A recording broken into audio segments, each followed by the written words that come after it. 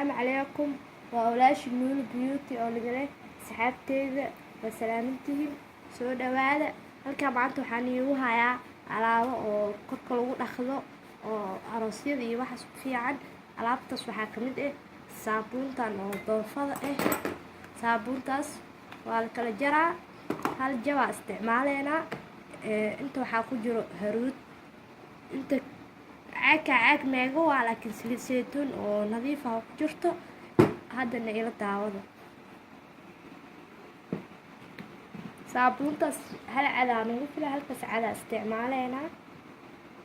halkaas xabaa jareynaa qaybtaana xogeynaa bacdi waa isku soo laabaneynaa waakasaa oo soo hoolnay marka waa kariyeynaa nala socdo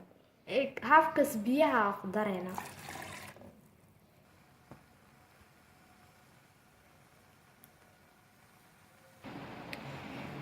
waa soo karina waakasaa ujeedin asxaabta waakasaa markoo soo karinay waxaa u dhiman laba qaanta haruud ah saliid saytuun saliid saytuun waa iloobin ma aha saliid oo meego caag kale ku jirtaa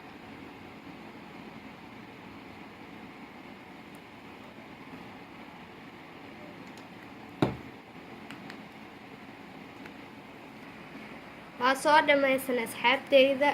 saliidan meega ma ahan waa nii sheega waxaaba saliid oo saliid qumbahaas oo nadiifka ah iyo meegada jab ah soo saabuunta doofada jabkeeda iyo saliid qumbaha iyo haruudiya intaas isku soo qasay oo saabuunta waa kariyey waa kaasaa qofka marmarsado wax ma u baahna waxa cadcadka korka kaaga yaala iyo waxaas dhan way kaaga daadine aad iyo aad u fiicantay siiba gabdhaha asxaabe marka waa soo dhameeyay waa kaasaa wixii oo niiga qoon badan inaan niiga faa'iideeyaa jeclahay adinkana haddaa aragtaan inay cajabiyaan like subscribe share